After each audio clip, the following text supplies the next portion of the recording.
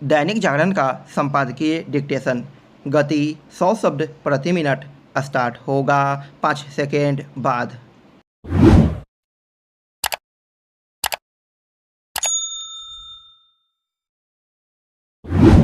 Start. Modi सरकार ने बहुचर्चित वक्फ अधिनियम में संशोधन वाला विधेयक लोकसभा में पेश करने के बाद विपक्ष की मांग पर ध्यान देते हुए उसे संयुक्त संसदीय समिति के पास भेजने का जो फैसला लिया वह इस दृष्टि से सही कदम है क्योंकि इस समिति में उस पर विस्तार से और संभवतः दलगत राजनीति से ऊपर उठकर विचार हो सकेगा।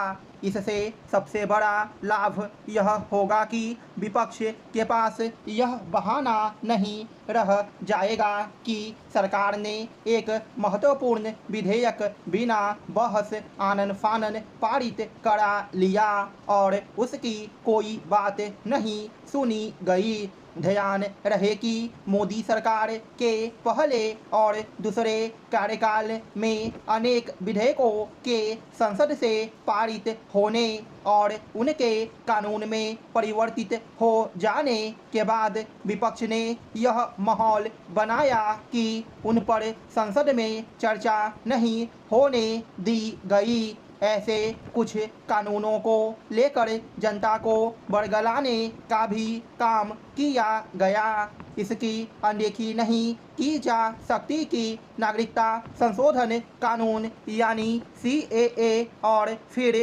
कृषि संबंधी 3 कानूनों को लेकर विपक्ष ने अपने संकीर्ण राजनीतिक हितों के लिए किस तरह जनता को गुमराह किया। देखना है कि शीघ्र गठित होने वाली संयुक्त संसदीय समिति वक्फ संशोधन अधिनियम पर किस तरह विचार करती है और वह कोई आम सहमति कायम कर पाती है या नहीं। चूँकि ऐसी समितियों की बैठकें सार्वजनिक रूप से नहीं होती इसलिए उनमें विचार विमर्श कहीं अधिक धीर गंभीर तरीके से होता है। प्रश्न यह है कि ऐसा ही विचार विमर्श लोकसभा और राज्यसभा में क्यों नहीं हो सकता। क्या इसलिए क्योंकि दोनों सदनों की कार्यवाही का टीवी पर सीधा प्रसारण होता है और आमतौर पर सांसद किसी विषय पर कोई सार्थक सुझाव देने के बजाय अपने क्षेत्र की जनता और समर्थकों को कोई राजनीतिक संदेश देना ज़्यादा जरूरी समझते हैं। माना यह गया था कि संसद की कार्यवाही का सीधा प्रसारण संसदीय कार्यवाही की गुणवत्ता बढ़ाने में सहायक सिद्ध होगा, लेकिन अभी तक का अनुभव यही अधिक बताता है कि जब से विधानमंडलों की कार्यवाही का सीधा प्रसारण होने लगा है तब से विधायी सदनों में सार्थक चर्चा के स्थान पर हंगामा अधिक होने लगा है।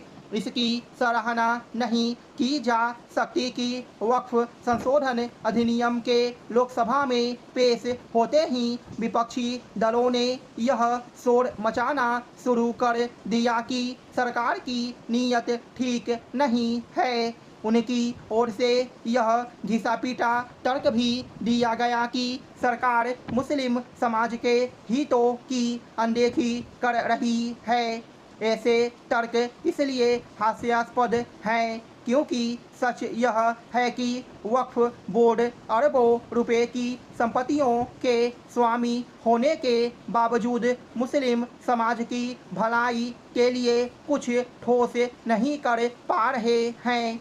इसके बाद भी विपक्ष सुधार की एक सही पहल पर मुस्लिम समाज के मन में भय का भूत खड़ा करना चाहता है।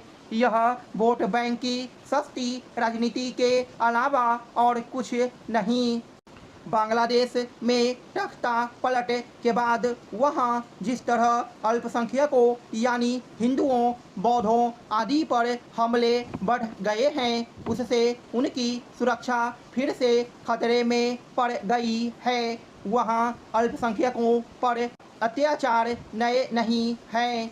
कट्टरपंथियों के अत्याचार से नमशूद्रों को बचाने के लिए ही हरिश्चंद्र ठाकुर ने 19वीं सदी के मध्य में फरीदपुर में मतुआ पंथ की स्थापना की थी। मतुआ यानी जो मानवतावादी मतवाले हैं। कट्टरपंथियों के अत्याचार से बचने के लिए गुरुचंद्र ठाकुर के पौत्र प्रमथ रंजन विश्वास 1948 में बंगाल के बनगांव आ गए थे। स्टॉप।